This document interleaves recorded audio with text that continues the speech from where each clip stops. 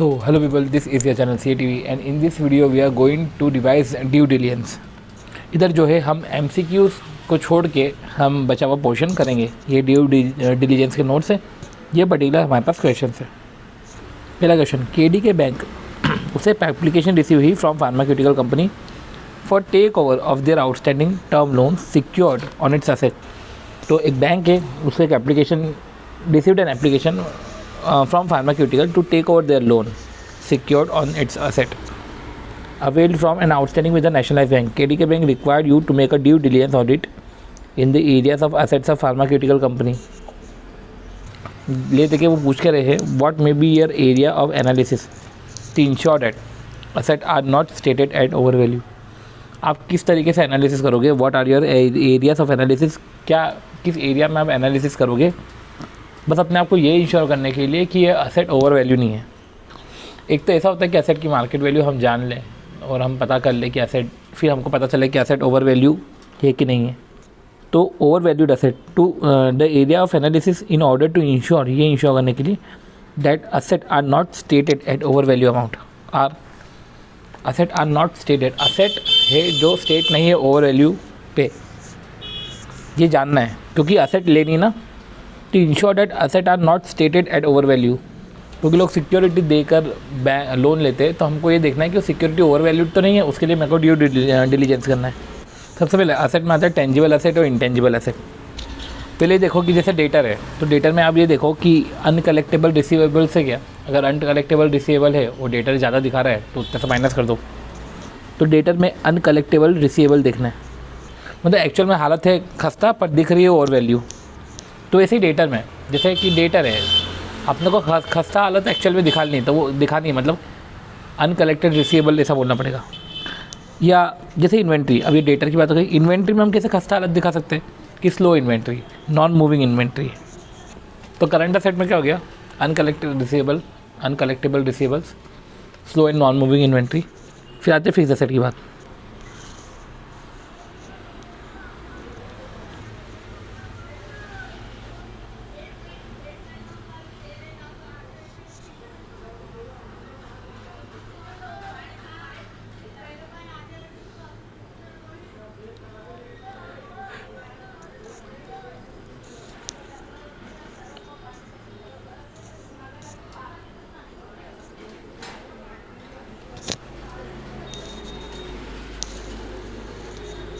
तो ठीक है, क्या क्या पढ़ा हमने? डेटर में अनकलेक्टेबल रिसीवेबल्स, इन्वेंट्री में slow non moving inventories. Asset में देखा जाए प्लांट एंड मशीनरी ऑब्सोलीट हो गई, सडन फॉल हो गया मार्केट वैल्यू में। फिर एक हो गया कि हम इस तरीके से ऐसे दिखा सकते हैं कि रॉन्ग कैपिटलाइजेशन ऑफ एसेट, कि कैपिटलाइजेशन जो है हमने रॉन्गली कैपिटलाइज़ किया। तो expenditure mainly in the nature of revenue, पर आपने उसको कैपिटलाइज़ किया। तो बुक्स में क्या दिखा रहा है, वो ज़्यादा वैल्यू पर और एक्चुअली में उसकी हालत है ख़राब। ठीक है, तो रॉन्ग कैपिटलाइजेशन ऑफ एक्सपेंडिचर ये भी लिख सकते हैं। देखो, या तो ऐसा बोल दो कि हमारी हालत ख़राब है, या तो अपन ऐसा बोल दें कि तुम्हारी हालत ज़रूरत से ज़्यादा बढ़ के दिखाई गई है। तो हमारे यहाँ तो हालत ख़राब है, तो अपने डेटर्स में बोला कि डेटर है तो अनकलेक्टेबल रिसीवेबल्स है, इन्वेंट्री में स्लो नॉन मूविंग इन्वेंट्री है। एसेट की बात करें तो एसेट हालत खस्ता हो गई, ऑब्सोलीट हो गई, मार्केट वैल्यू ही गिर गई। फिर एसेट को हमने फिर बोला कि बुक्स में वैल्यू बढ़ा के दिखाई गई है, मतलब कि रॉन्ग कैपिटलाइजेशन ऑफ एक्सपेंडिचर। या अपन ऐसा बोल सकते हैं कि एसेट की वैल्यू ज़रूरत से ज़्यादा कैपिटलाइज हो गई due to unnecessary forex fluctuations, right, foreign exchange fluctuation. तो wrong capitalisation of expenditure, foreign exchange fluctuations, plant and machinery obsolete हो गई है, मार्केट वैल्यू गिर गई है। या ऐसा बोल सकते हैं कि एसेट और प्रॉपर्टी लिटिगेटेड है, कि आपके नाम पे नहीं है, अब एसेट और प्रॉपर्टी दिखा के रखी है बुक्स में, पर वो लिटिगेटेड है। तो कोई सी भी चीज़ ओवर वैल्यूड तभी बोल सकते हैं कि मार्केट में उसकी वैल्यू नहीं है पर बुक्स में दिखा रहे हैं, या बुक्स में बड़ा चढ़ा के दिखा रहे हैं। मार्केट में गिरा के गिर गई वैल्यू, बुक्स में बढ़ी हुई है। अब मार्केट में गिरी, बुक्स में बढ़ी। अब अगर हम करंट असेट में बात करें कि डेटर है, मार्केट में कोई वैल्यू ही नहीं है, अनकलेक्टेबल रिसीवेबल्स है, inventory slow non moving inventory है। फिक्स असेट की बात करें तो ऑब्सोलीट हो गई, मार्केट में कोई वैल्यू ही नहीं है, बुक्स में बढ़ा के दिखा रहे। इस तरीके से बोल सकते हैं फिक्स असेट में कि अननेसेसरी एक्सपेंडिचर कैपिटलाइज हो गया, बुक्स में बढ़ा के दिखा रहे। फॉरेन एक्सचेंज फ्लक्चुएशन है, बुक्स में बढ़ा के दिखा रहे। असेट्स लिटिगेटेड है, बुक्स में बढ़ा के दिखा रहे हैं। फिर कुछ इंटेंजिबल्स है, जैसे intangibles having no value, tangible हो गया, इंटेंजिबल हो गया। इंटेंजिबल जिसकी कोई वैल्यू नहीं है। अभी कुछ इन्वेस्टमेंट की बात है कि इन्वेस्टमेंट जिसका लो रेट ऑफ रिटर्न है, पर फिर भी वो इन्वेस्टमेंट जैसा दिख रहा है, पर इसका रेट ऑफ रिटर्न लो है। इन्वेस्टमेंट अंडर लिटिगेशन ऐसा बोल देते हैं। इन्वेस्टमेंट जिसकी वैल्यू, इसकी जो वैल्यू है बहुत ही कम है और वो वैल्यू होके रखा है कॉस्ट पे, मतलब कि बुक वैल्यू ज़्यादा है और NRV मार्केट वैल्यू उसकी कम है। फिर कुछ इंफ्रास्ट्रक्चर प्रोजेक्ट एक्सपेंडिचर है। तो इस तरीके से चीज़ें हैं जहाँ पर अपन ने पहले तो हमने एक्सपेंडिचर की बात करी कि इंफ्रास्ट्रक्चर प्रोजेक्ट एक्सपेंडिचर। फिर हमने ये दिखा दिया कि असेट मार्केट में वैल्यू गिरी हुई है। करंट एसेट के 2 पॉइंट है, इन्वेस्टमेंट में अपने फिक्स एसेट में 1 पॉइंट ले लिया। फिर अपन ये बोल दिया कि यार मार्केट वैल्यू में बढ़ा के दिखा रहे हैं, इन द सेंस कि अननेसेसरी एक्सपेंडिचर कैपिटलाइज है, फॉरेन एक्सचेंज फ्लक्चुएशन है। इन्वेस्टमेंट कॉस्ट पे दिखा रहे, उसकी वैल्यू बहुत कम है मार्केट में। इन्वेस्टमेंट जिसका लो रेट ऑफ रिटर्न है। Intangible asset having zero value. Investment under litigation, ये सब चीज़ें। ये इंफ्रास्ट्रक्चर एक्सपेंडिचर के साथ ये भी जोड़ सकते हैं, ग्रुप बैलेंसेस नॉट रिकनसाइल्ड। ये भी कुछ अलग से ही पॉइंट है, तो ग्रुप बैलेंसेस नॉट रिकनसाइल्ड ये भी हम पॉइंट ले सकते हैं। चलो अगला है, अ German company engage in business of manufacturing. ये जो जर्मन कंपनी है ना, मैन्युफैक्चरिंग बिजनेस में, German company is in business of manufacturing, तो मैन्युफैक्चरिंग करती है। तो German company is in business of manufacturing and distribution of industrial gases. तो मैन्युफैक्चर करते हैं और डिस्ट्रीब्यूट करते हैं इंडस्ट्रियल गैसेस। इज़ इंटरेस्टेड, तो German company is interested in business of manufacturing and distribution of gases. Is interested in acquiring a listed Indian company जिसकी market value तो 65% से ज़्यादा है इंडियन गैस बिजनेस में। तो इंडस्ट्रियल गैस बिजनेस जो India में, उसका 65% से ज़्यादा उसकी मार्केट वैल्यू है। रिक्वेस्टेड यू, अब आपको बोला है कि आप ड्यू डिलीजेंस करो of this Indian company and submit your report. ऐसा due diligence auditor discuss the key areas you would cover in the review. अब उसे एक्वायर करना है, तो कौन सा ड्यू डिलीजेंस होगा? देखो ड्यू डिलीजेंस ना बहुत टाइप के होते हैं, 5 टाइप के, FCCPP।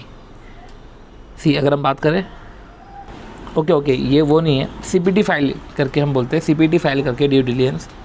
C से है कमर्शियल या ऑपरेशनल ड्यू डिलीजेंस। P से पर्सनल ड्यू डिलीजेंस। T से टैक्सेशन का ड्यू डिलीजेंस। F से फाइनेंशियल ड्यू डिलीजेंस।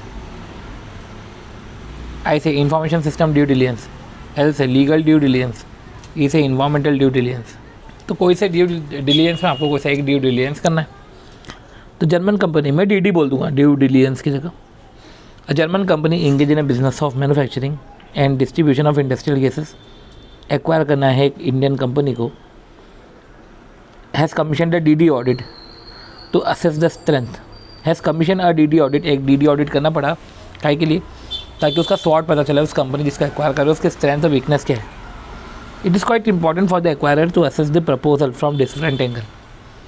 तो जो प्रपोजल है उसको डिफरेंट एंगल से देखना पड़ता है, and specially as per the terms of assignment, and also see whether propose merger would create operational synergy. तो कैसे देखना पड़ता है कि आपको डिफरेंट एंगल से प्रपोजल को देखना पड़ता है, और आपको ये भी देखना पड़ता है कि क्या ऑपरेशनल सिनर्जी क्रिएट होगा। अब ऐसे केस में finance due diligence review, finance DD review would be perform after commercial valuation. एक बार कमर्शियल वैल्यूएशन के बाद फाइनेंशियल DD रिव्यू होगा, मतलब कि पहले उस एंटिटी का कमर्शियल वैल्यूएशन होगा। कमर्शियल वैल्यूएशन के बाद फिनेंस ड्यू डिलीजेंस होगा, और इसका जो है प्रिलिमिनरी रिव्यू होगा। दिखा है ना, accordingly while a preliminary review be perform during initial stages of the restructuring exercise be perform simultaneously with commercial valuation. Commercial valuation के साथ साइमल्टेनियसली प्रिलिमिनरी रिव्यू करो। तो कमर्शियल वैल्यूएशन के साथ प्रिलिमिनरी रिव्यू करो, कमर्शियल वैल्यूएशन के साथ preliminary review करो, and then financial due diligence. In addition legal due diligence, क्या लिखा है? In addition a legal due diligence में be required where legal aspect of the functioning of the entities are reviewed. फिर बोल के रखा है कि चलो ठीक है, in addition legal due diligence तो करा ही करा, फिर उन्होंने ये बोल दिया कि other due diligence exercise environmental DD and personal, environmental and personal due diligence. तो ले जगह क्या बोला है कि it is in any case it is quite important to look behind the wheel of initial information provided by the company. ये बहुत ज़रूरी है, it is quite important to look behind the wheel of initial information provided by the company and to assess the benefit and cost of the proposed acquisition merger by inquiring into all relevant aspect. तो अब since बात हो रही है की areas की, तो significant की areas which shall be covered under the review. क्या सिग्निफिकेंट की एरियाज़ है? ये की एरियाज़ कम से कम कवर होना चाहिए. की एरियाज़ में जैसे हुआ historical background, significant accounting policies, historical background, significant accounting policy, review of financial statement. Background देखा, अकाउंटिंग देखी, फाइनेंशियल स्टेटमेंट रिव्यू, फिर taxation, cash flow, financial projection, statutory compliances, ये सब. देखो, अब क्वेश्चन स्टार्ट करने से पहले मैं आपको ड्यू डिलिजेंस के सारे एरियाज बताता हूँ. एक तो होता है भैया कमर्शियल ड्यू डिलिजेंस. तो कमर्शियल डी का मतलब क्या? कमर्शियल ड्यू डिलिजेंस का मतलब होता है ऑपरेशनल ड्यू डिलिजेंस. इसका मतलब इवेल्यूएट करना कि जो प्रपोज्ड मर्जर एक्विजिशन है वो क्या ऑपरेशनल सिनर्जी क्रिएट कर रहा है कि नहीं कर रहा है. ये कमर्शियल ड्यू डिलिजेंस. अब कमर्शियल के साथ फाइनेंशियल भी थोड़ा सा वैसा ही लगता है. फिनेंशियल मतलब कि to analyse books of account of the company. Commercial देखना कि proposed merger amalgamation operational synergy create कर रहा है कि नहीं. तो कमर्शियल जो रहता है वो मर्जर एमलगमेशन से डिनोट होता है. और फिनेंशियल ड्यू डिलिजेंस ऐसे केस में देखते हैं books of account of the entity, analyse करते हैं बुक्स ऑफ अकाउंट. तो सीपीटी फाइल, पी से पर्सनल ड्यू डिलिजेंस. तो whether policy and procedure suit the requirement of restructuring. Personal due diligence में ऐसा है कि whether policies and procedures suit the requirement, whether policy and procedure suit the requirement of restructuring. जो entities की policy and procedure वो क्या appropriate है, suit the requirement of restructuring. तो देखना कि whether policy and procedure suit the requirement of restructuring, कि हम जिसको एक्वायर कर रहे हैं तो the policy and procedure suit the requirement of restructuring. फिर tax due diligence, merger amalgamation से हमें टैक्स इफेक्ट उसका डिराइव करना है, tax due diligence. Financial due diligence में तो ठीक है, हम एनालाइज करते हैं books of account, other information system. तो हमको एसर्टेन करना कि whether information system provide reliable information. तो सीपीटी फाइल फिनेंशियल सिस्टम मतलब कि सीपीटी फाइल में तो information system, whether information system वो क्या relevant information, reliable information provide कर रहा है. Legal due diligence, legal aspect of merger amalgamation review करना, legal aspect of function of the company review करना, legal aspect of merger amalgamation and legal aspect of function of company. फिर involvement due diligence मतलब कि flexibility है कि नहीं, एडेप्टिवनेस है कि नहीं टारगेट कंपनी में. तो फ्लेक्सिबिलिटी, एडेप्टिवनेस को स्टडी करना, क्या वो एक्वायरर को सूट करता है. तो कमर्शियल ड्यू डिलिजेंस का मतलब क्या merger amalgamation operational synergy create करेगा. पर्सनल ड्यू डिलिजेंस क्या पॉलिसी प्रोसीजर रीस्ट्रक्चरिंग को सपोर्ट करेगा, सूट द रिक्वायरमेंट. टी से tax due diligence merger amalgamation से टैक्स इफेक्ट को डिटरमाइन करना. फिनेंशियल ड्यू डिलिजेंस ये डिटरमाइन करना to analyse books of account and other information of the entity, analyse करना books of account and other information. फिर information system due diligence की to ascertain की weather information आपको reliable information देगा. ऐसे legal due diligence ascertain the legal aspect of merger amalgamation की merger amalgamation का legal aspect क्या है, वेदर लीगल और legal aspect of function of the company, company के legal aspects, legal aspect of function of company, legal aspect of function of company की company अच्छे से legally function करती है कि नहीं. मर्जर एमलगमेशन से लीगल एस्पेक्ट पर क्या अंतर पड़ेगा. फिर इन्वायरमेंटल ड्यू डिलिजेंस की जो study flexibility and adaptiveness of target company, कि टारगेट कंपनी फ्लेक्सिबल है, एडेप्टिव है. And suit the acquirer company, target company flexible adaptive है and suit the acquirer company. इधर हमने ड्यू डिलिजेंस का जो की एरिया है इसके पहले इंट्रोडक्शन में ये बात कर ली थी कि एक प्रपोजल को डिफरेंट एंगल से देखना चाहिए और ये भी देखना चाहिए कि क्या ऑपरेशन सिनर्जी क्रिएट कर रहा है. सबको कमर्शियल ड्यू डिलिजेंस तो करना ही है. साथ ही साथ उन्होंने ये बोल दिया कि commercial due diligence, commercial valuation, preliminary review तो चलेगा, साथ ही साथ आपको financial due diligence, legal due diligence. Legal due diligence मतलब कि टू रिव्यू करना लीगल एस्पेक्ट, कि मर्जर एमलगमेशन कर रहे हो, क्या कंपनी लीगली फंक्शन कर रही है, मर्जर एमलगमेशन का लीगल एस्पेक्ट क्या है, कि सामने वाली एंटिटी के पॉलिसी एंड प्रोसीजर सूट करे requirement of restructuring. Financial due diligence आपको financial books of accounts, financial statement तो देखनी पड़ेंगे. तो इस तरीके से ये सब करने के बाद देयर आर सम की areas which shall be covered under the review. ये सारे एरियाज है जो रिव्यू में कवर है. किसमें? जो ड्यू डिलिजेंस रिव्यू में कवर है. See then at the end हम we are going to acquire, ठीक है, तो हम एक्वायर कर रहे हैं तो हमको ये सब चीज़ें देखनी पड़ेगी. तो मेजर एरियाज़ क्या है, हिस्टोरिकल बैकग्राउंड के बाद सिग्निफिकेंट अकाउंटिंग पॉलिसीज़।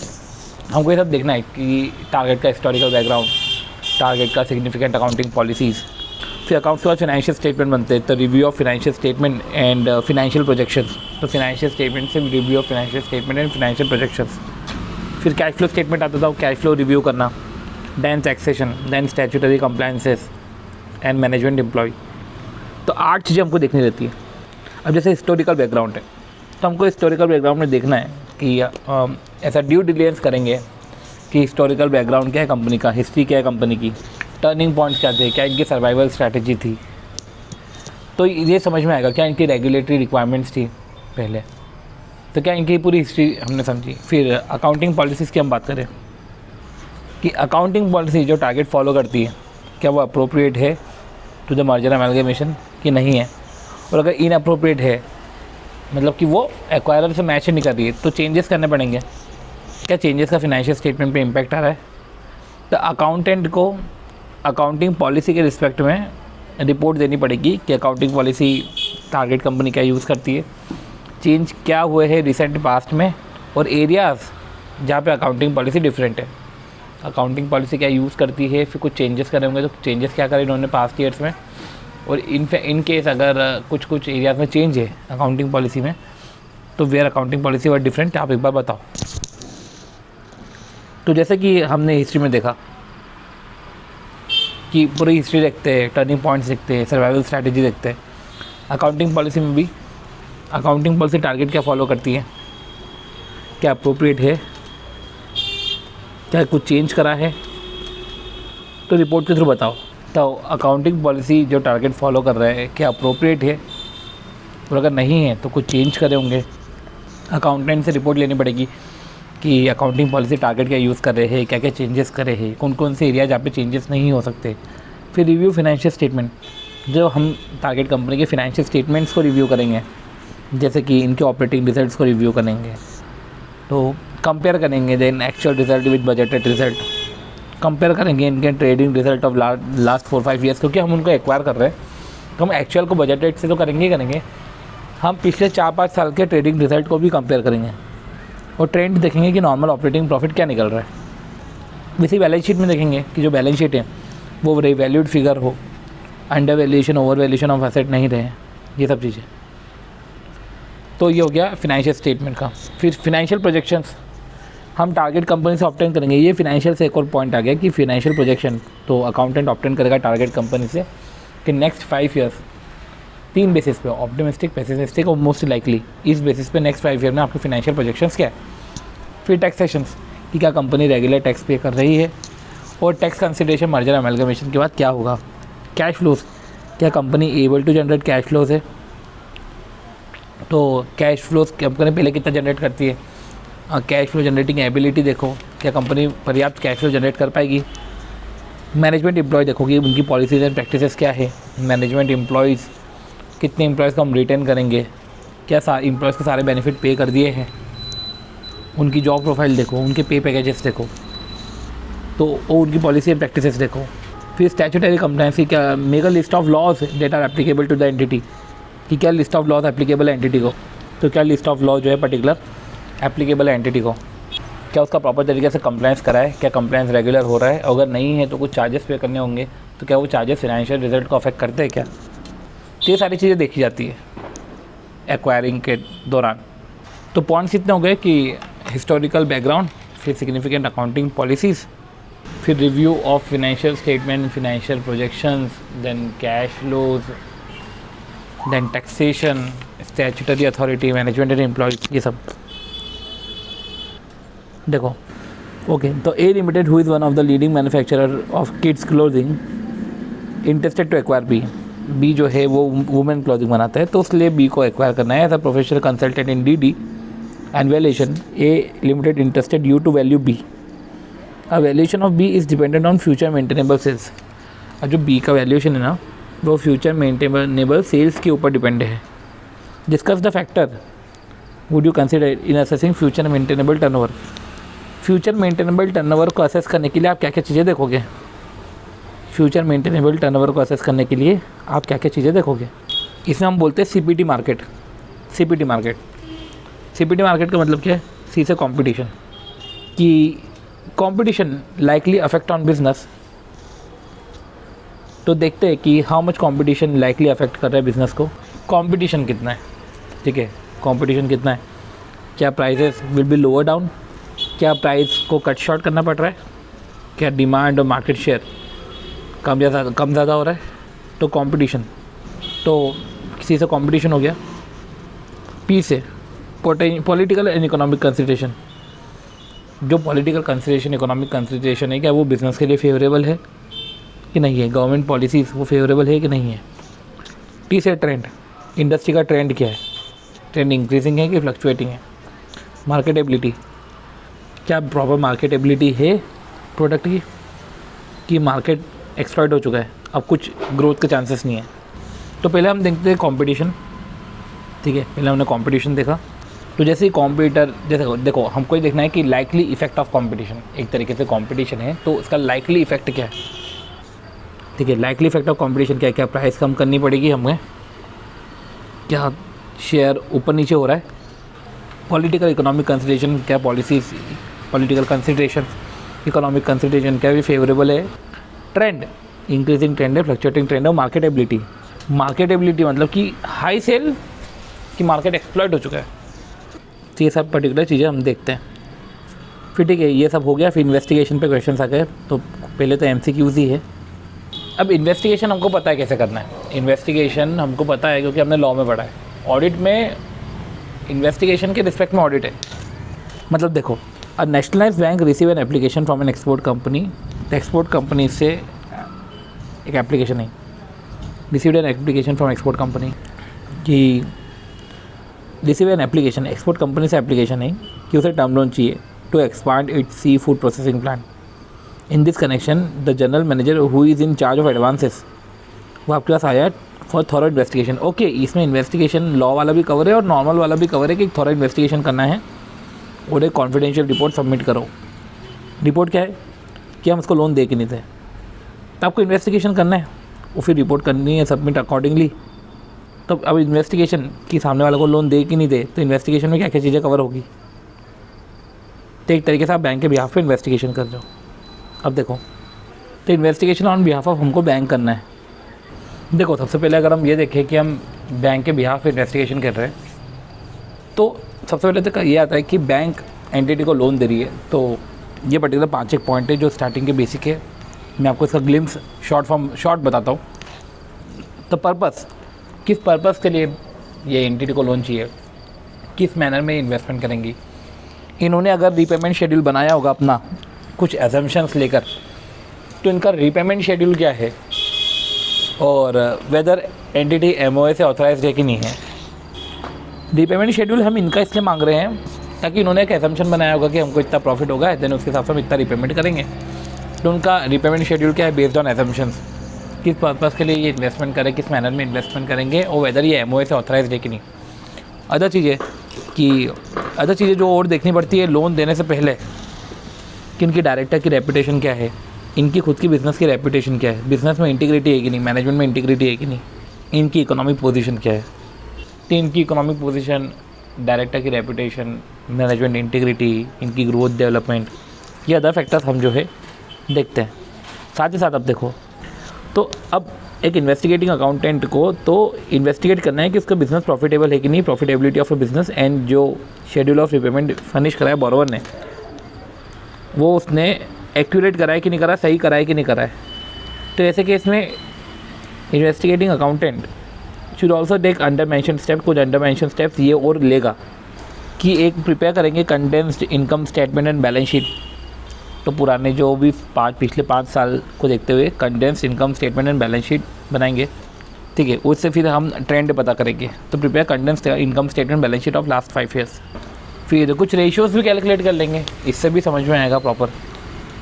तो कुछ रेशियोज़ कैलकुलेट करने रहेंगे तो वो रेशियोज़ भी कैलकुलेट कर लेंगे, जैसे सेल्स टू इन्वेंट्री रेशियो और sales to fix asset ratio. ये जितना ज़्यादा उतना अच्छा। सेल्स टू डेप्ट ratio, current ratio, return on capital employed, profitability ratio, सारे रेशियोज कैलकुलेट कर लो। और साथ ही साथ एक स्टेटमेंट बनाएंगे जिसमें ब्रेकअप ऑफ एनुअल सेल्स रहेगा प्रोडक्ट वाइज, कि कौन से प्रोडक्ट कितने बिकते हैं।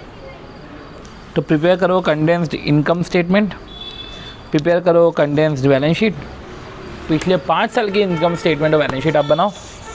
कुछ रेशियोज़ कंप्यूट करना है तो आप रेशियोज़ भी कंप्यूट कर लो। ब्रेकअप ऑफ एनुअल सेल्स का ब्रेकअप। चलो ये सब चीज़ें तो है, साथ ही साथ verification of asset and liability भी होगा। तो हमने कुछ पॉइंट्स देखे थे जो लोन के रिस्पेक्ट में थे, फिर कुछ investigating accounting, condense income statement, balance sheet, कुछ रेशियोज़ बनाएंगे, ब्रेकअप ऑफ सेल्स को प्रोडक्ट वाइज कर लेंगे, ये सब चीज़ें हैं। और फिर है verification of asset and liabilities. अब असेट एंड लायबिलिटी में पूरे असेट की लिस्ट बना लो, लायबिलिटी की लिस्ट बना लो। तो चालू करा फिक्स असेट से, तो फिक्स असेट हो गया, इन्वेंट्री हो गया, डेटर BR हो गया, इन्वेस्टमेंट्स हो गए, फिर सिक्योर्ड लोन से अदर लायबिलिटी से प्रोविजन फॉर टैक्सेशन है, और एंड में इन्होंने कंटीजेंट लायबिलिटी भी रखा है। अब इतना बड़ा क्वेश्चन तो कोई देखता नहीं है, राइट, बट फिर भी हम इसका ग्लिम्स ले रहे बस। इधर आपको बस ये याद रखना है कि जैसे कि डेप्रिसिएशन शेड्यूल जो हम बनाते हैं, तो जो चीज़ें हमको चाहिए रहती है वो सब चीज़ें का ध्यान रखना है कि इतना ये सब प्रॉपर होना चाहिए। इसका जो रिवैल्यूएशन है, जैसे कि एसेट का रिवैल्यूएशन होता है तो उसको भी कंसीडर करना। चार्ज क्रिएट होता है, एसेट अगर इनकम्बर्ड है, मतलब कि एसेट की बेसिस पे आपने लोन लेके रखा है तो आपको डिस्क्लोज करो चार्ज भी। तो ये सब चीज़ें हैं। फिर यही बात है जैसे इन्वेंट्री। अब इन्वेंट्री का मतलब ये थोड़ा ना कि सिर्फ raw material, finish good, WIP ये सब आता है। तो कंपोजिशन सबका। अब देखो मैं आपको पूरा इसका सिनॉप्सिस बता देता हूँ। जैसे फिक्स एसेट है, तो फिक्स एसेट में जैसे कि डेप्रिसिएशन है, रिवैल्यूएशन है, जो चार्जेस है पर्टिकुलर, जिसकी फिक्स एसेट आपने चार्ज पे देख के कुछ लोन वोन लिया हो, तो ये सब चीज़ आपको डिस्क्लोज करनी पड़ती है। इन्वेंट्री है, तो इन्वेंट्री में raw material, finish good, WIP रहते हैं, तो उसका कंपोजिशन प्रॉपरली आपको बताना चाहिए। फ्लो इन्वेंट्री, एब्सोल्यूट इन्वेंट्री, इसको प्रॉपरली डिस्क्लोज है कि नहीं। और सिक्योरिटी, अगर इन्वेंट्री भी सिक्योरिटी पे रख के आपने CCOD का लोन लिया है तो वो सब चीज़ें प्रॉपरली डिस्क्लोज हो।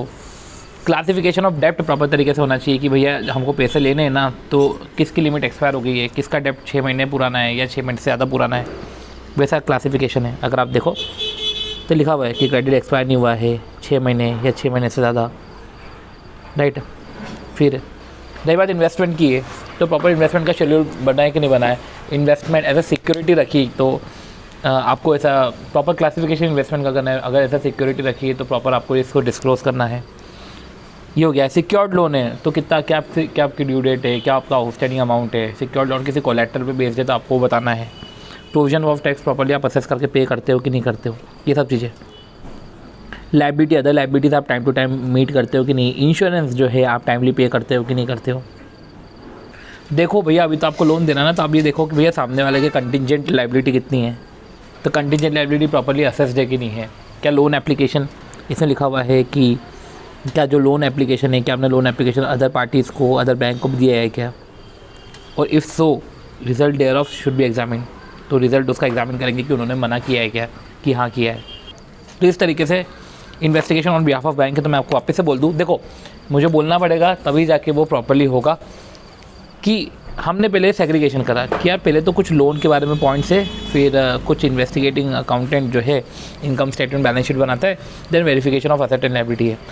अब लोन के रिस्पेक्ट में पॉइंट क्या थे कि किस मैनर में एंटिटी इन्वेस्ट कर रहा है, किस पर्पज़ के लिए इन्वेस्टमेंट है, MOA से ऑथराइज है कि नहीं, जो शेड्यूल ऑफ रीपेमेंट एंटिटी ने बनाया है वो बेस्ड ऑन एजम्पशन होगा, तो पर्टिकुलर प्रॉपर एजम्पशन उन्होंने लिए कि नहीं लिए, बिजनेस इंटीग्रिटी क्या है, बिजनेस की रेपुटेशन, बिजनेस की ग्रोथ, डायरेक्टर की इंटीग्रिटी, मैनेजमेंट की इंटीग्रिटी, ये सब प्रॉपर है कि भी नहीं है। फिर इन्वेस्टिगेटिंग अकाउंटेंट जो है इनकम स्टेटमेंट बनाएगा, condense income statement, condense balance sheet, कुछ रेशियोज़ भी कैलकुलेट करेगा और ब्रेकअप भी करेगा एनुअल सेल्स को, ब्रेकअप करेगा एनुअल सेल्स को कि प्रॉपर ब्रेकअप है कि नहीं एनुअल सेल्स का। तो इन्वेस्टिगेटिंग अकाउंटिंग ब्रेकअप करेगा एनुअल सेल्स का प्रोडक्ट वाइज, ये सब इन्वेस्टिगेटिंग अकाउंटिंग देखेगा और रेशियोज़ इन सबको वेरीफाई करेगा। असेट एंड लायबिलिटीज़ भी देखेगा, नहीं रेशियोज़ कंप्यूट करेगा और असेट एंड लायबिलिटी वेरीफाई करेगा, ये सब इन्वेस्टिगेटिंग अकाउंटेंट करेगा। असेट एंड लायबिलिटी में भी फिक्स एसेट है तो प्रॉपर डेप्रिसिएशन शेड्यूल में जो भी रिक्वायरमेंट होती है वो प्रॉपर फिक्स एसेट डिस्क्लोज है कि नहीं, कि प्रॉपर एक्विजिशन अमाउंट कंसीडर किया है कि नहीं, डेप्रिसिएशन प्रॉपर लिया है कि नहीं, ज़्यादा रेट ऑफ डेप्रिसिएशन तो नहीं लिया, कम रेट ऑफ डेप्रिसिएशन तो नहीं लिया, चार्ज है तो प्रॉपर डिस्क्लोज करा कि नहीं। इन्वेंट्री है तो composition, raw material WIP finish good का प्रॉपर है कि नहीं, स्लो ऑब्सोलीट को प्रॉपरली बताया कि नहीं बताया।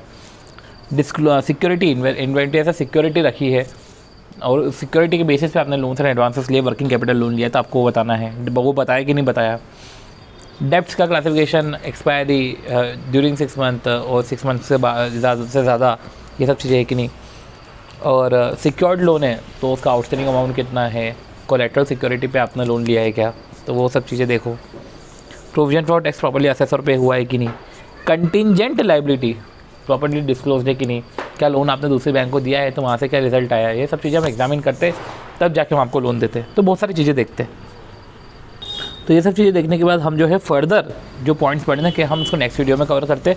जैसे याद करने का बहुत सारा है, जैसे हम छोटे छोटे पार्ट्स में इसको हम याद करेंगे। तो इस तरीके से हमने जो है इसमें investigation on behalf of bank करना तो कैसे क्या करें।